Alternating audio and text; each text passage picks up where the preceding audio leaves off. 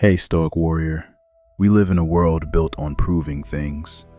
People prove they're right. They prove they deserve love. They over-explain, overshare. Sometimes they practically beg just to feel seen by someone else. A Stoic doesn't play that game. A Stoic doesn't chase attention. A Stoic doesn't go looking for validation. And a Stoic doesn't explain himself to a world that hasn't earned the explanation.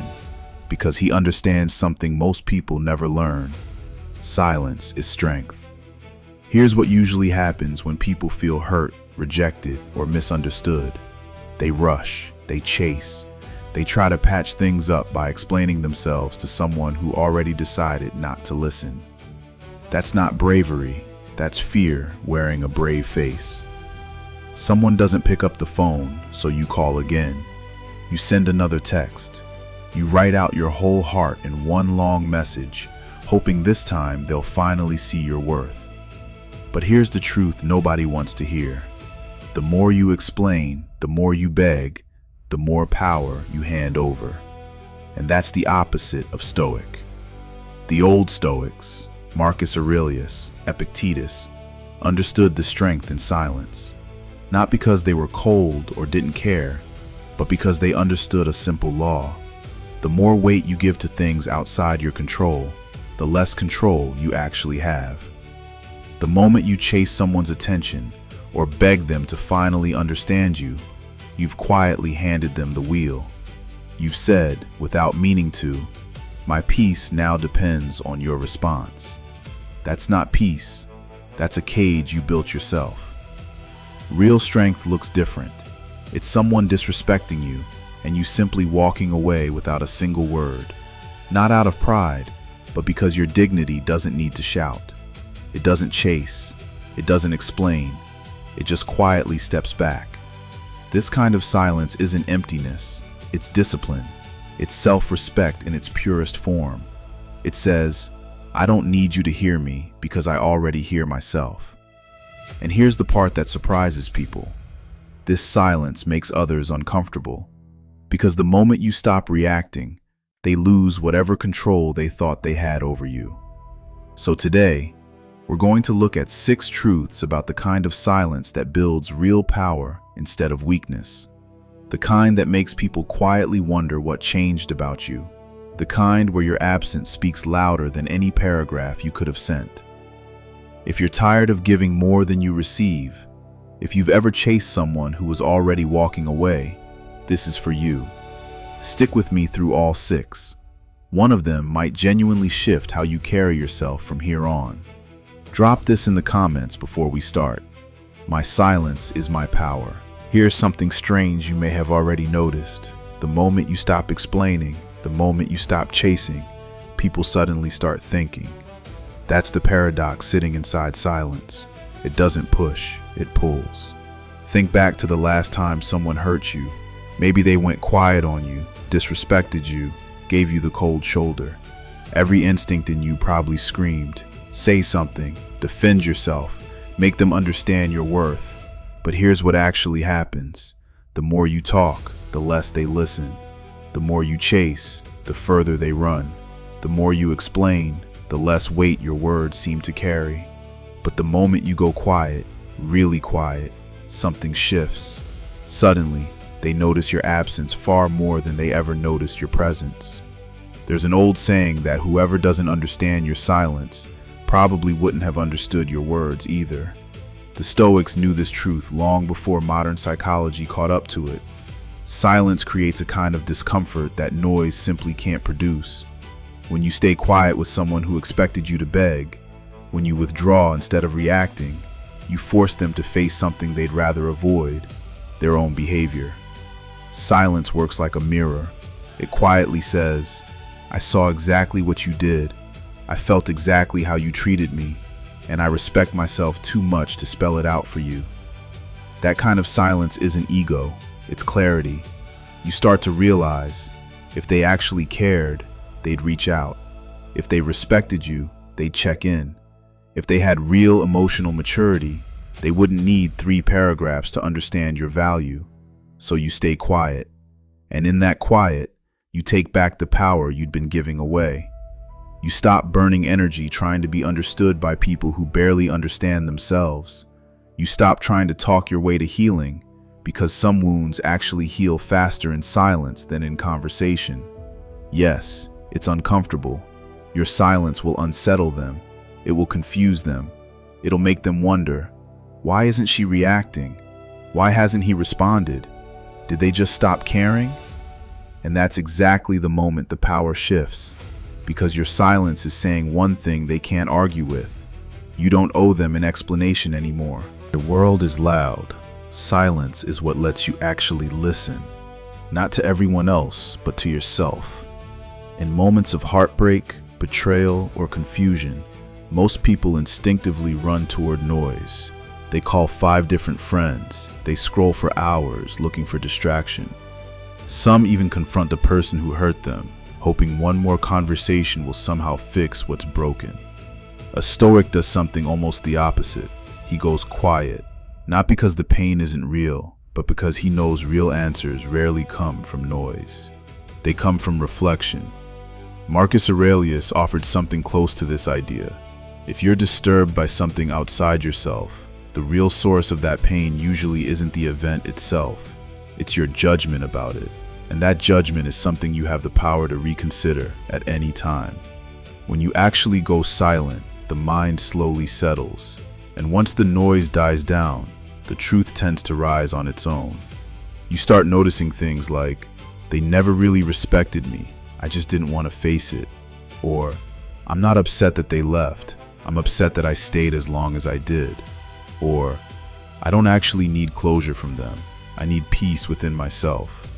These realizations rarely show up in a text message exchange. They show up in the quiet hours, once you stop explaining and start truly listening. Silence gives you the space to separate your emotions from your values. When you're hurt, your emotions tend to shout, chase them, explain yourself, prove your worth. But when you're quiet, your values speak in a softer voice. Protect your dignity, guard your peace, let it go. This is exactly why the Stoics didn't rush decisions made in anger. They built in a pause, a kind of sacred stillness before reacting to anything. Modern culture usually teaches the opposite. Speak up immediately, say exactly how you feel, never let anyone disrespect you without a response. But here's what gets missed. Respect isn't won by reacting louder.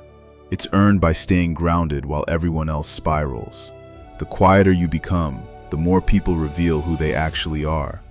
You stop needing to ask whether someone cares. Their actions answer that on their own. You stop begging for clarity. The truth surfaces in your stillness. And slowly, you stop simply reacting to life and start responding to it with intention. Silence isn't passive here. It's focused. It's deliberate. It's a door into a kind of inner clarity most people never walk through. So the next time you're unsure, overwhelmed, or emotionally clouded, resist the urge to act immediately. Get still instead. The answer you're looking for usually isn't out there. It's already inside you, waiting in the quiet. Let's talk about something most people never admit out loud. Chasing closure usually creates more pain, not less. We all want it. That final, honest conversation. The explanation that ties everything up. An ending that finally feels complete. But here's the uncomfortable truth. If someone genuinely cared about you, you wouldn't have to beg for closure. They'd offer it freely, with respect. And if they don't offer it, your own silence becomes the closure instead. There's a Stoic idea worth holding on to here. Don't just talk about your principles, actually live them.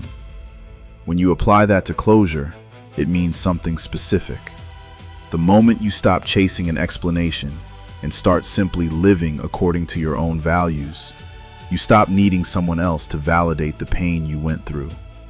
The pain itself is real, but needing them to explain why they caused it, that's handing them control over your own healing process. Here's the cycle most people fall into. They get hurt, they demand answers. The other person responds with coldness or simply disappears. The hurt person feels even worse, and the whole loop starts again, until eventually, They realized closure was never something the other person could give them. It was always something they had to give themselves, the moment they finally went quiet and walked away. It's tempting to think, if I just explain how I feel one more time, if I just get one last honest conversation, everything will finally make sense. But here's what usually actually happens. You end up pouring your heart out to someone who already made peace with hurting you. You end up explaining yourself to someone who already made their decision. You end up spending your energy hoping someone else will repair expectations they were never going to meet. That's not closure. That's self-abandonment dressed up as hope. The Stoics understood how easily emotion, especially ego, can cloud judgment. You want to be seen as the reasonable one. You want them to finally get it. But chasing that need is, in its own quiet way, a betrayal of the growth you've already done. Real closure looks different. It's recognizing that what they gave you really was the most they had to give. It's accepting that no further explanation is going to make them more respectful, more honest, or more loving than they already showed themselves to be. It's letting go of a conversation that was never actually going to happen. And in that acceptance, your power comes back. The people who hurt you don't need to understand your worth. You do. The people who left don't need to say a formal goodbye. You can close that chapter without a single word from them. The people who disappeared don't need a second chance. Your silence already answered that for you. So stop drafting messages you'll never send. Stop rehearsing the perfect explanation in your head. Stop chasing closure from people who were never open to begin with. Go quiet instead, and let that silence become the space where your self-respect finally gets to breathe again. Something interesting happens the moment you go quiet. The masks come off. Words can be beautiful, but they can also be misleading. People often say whatever sounds good in the moment. They offer explanations, justifications, apologies that sound polished and sincere. But silence can't be faked the same way. There's a well-known line from Ralph Waldo Emerson about how someone's actions speak so loudly that their words become hard to hear at all. The Stoics understood this deeply. They didn't judge people by their apologies. They judged them by their patterns. And the clearest way to see a pattern is to stop talking and simply watch. Silence isn't passive here either. It's observant. When you stop explaining yourself, you create space for people to show you who they really are. And they will. The person who genuinely respects you will notice your absence and reach out honestly. The person who was only using you will quietly disappear because they never valued you to begin with. The person who was manipulating you might get angry or confused, not because you did something wrong, but because they suddenly lost the control they were used to having. Here's something worth sitting with. Words can build an illusion. Silence reveals what's actually real. You don't need to confront anyone or test them directly. Just pull your words back and watch. See who reaches out when you're quiet. See who vanishes the moment you stop giving. See who gets frustrated when they can't provoke a reaction out of you anymore. That tells you everything. It can be brutal, but it's necessary. Sometimes silence stings more than a direct confrontation ever could, because people can argue with your words, but they can't argue with your absence. They can dismiss your opinions, but they can't dismiss your stillness. When you stay quiet, you stop feeding the illusion. You stop playing along with emotional games. You stop pretending someone's words matter more than their actions. And that clarity is its own kind of gift. You stop needing people to explain why they treated you poorly, because their distance already told you everything you needed to know. You start trusting patterns over promises. You start believing energy over excuses. You begin valuing what's real instead of what's simply spoken. That's what real Stoicism actually looks like. Not cold, clear. Not distant, discerning. not emotionless, emotionally disciplined. So next time someone tries to talk their way back into your life, don't rush to respond. Just observe. Stay quiet and let the truth show itself without needing a single word. Let's be honest. Being misunderstood hurts. Every instinct in you wants to defend yourself, to clarify, to say, "That's not actually who I am." But a Stoic doesn't go looking for understanding from other people. He looks for it within himself first. Why?